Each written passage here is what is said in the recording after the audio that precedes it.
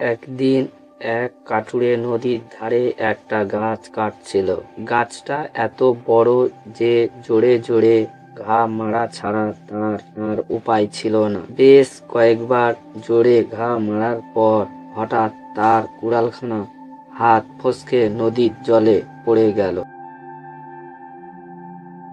জলে নেমে সে অনেক খোঁজাখুঁজি করলো, কিন্তু কুড়ালটা কোনো মতেই পেল না। বেচারা কাঠুরে বড়ই গরিব। কুড়ালটি হারিয়ে যাওয়ার সে ভারী বিপদে পড়ল। নদীর ধারে বসে বসে সে হাউ হাউ মাউ মাউ করে কাঁদতে লাগলো। কাঠুরে এতই গরিব যে আর একটা কুড়াল কেনার মতন তার পয়সা ছিল না। ওই কুড়ালটি ছিল তার একমাত্র ভরসা। কাঠ কেটে বিক্রি করলে সেই পয়সায় তার বউ আর ছোট্ট ছেলে মেয়ে খেতে পাবে, কিন্তু আজ তার সেই সম্বলটুকুই হারিয়ে গেল।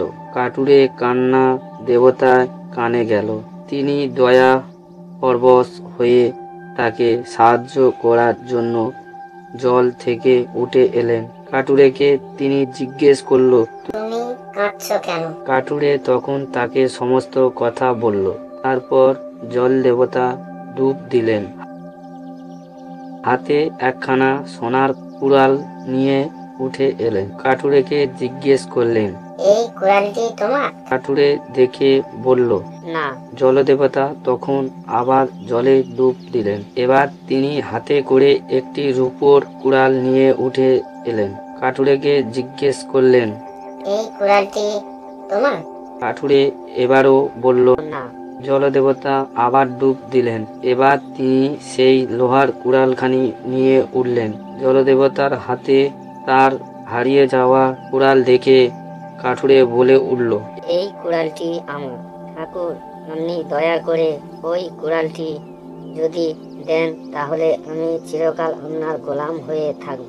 কাঠুরের সত্যি কথা শুনে জলদেবতা খুশি হলেন। তিনি কুড়ালকে তার নিজের কুড়ালটি তো দিলেন, তার ওপর সোনা আর রূপার কুড়ালটি দুটোই দিলেন। মনে মনে আনন্দে কাঠুরে বাড়ি ফিরল। বাড়ি গিয়ে সে তার এই ঘটনা প্রতিবেশীদের কাছে বলল। এই কথা শুনে ওদের মধ্যে একজন লোভ সামলাতে পারল না। কাউকে না জানিয়ে সে একদিন চুপি চুপি নদীর ধারে গিয়ে গাছ কাটার ভান করতে লাগলো। কয়েক ঘা দেওয়ার পর নিজেই সেই কুড়ালটিকে নদীর জলে ফেলে দিয়ে চিৎকার করে নাকি সুরে কাঁদতে লাগলো। তার কান্না শুনে জলদেবতা তীরে উঠে কাঠুরেকে তার কান্নার কারণ জিজ্ঞেস করলেন। কাঠুরে তখন তার কুড়াল হারানোর কথা জলদেবতাকে বলল।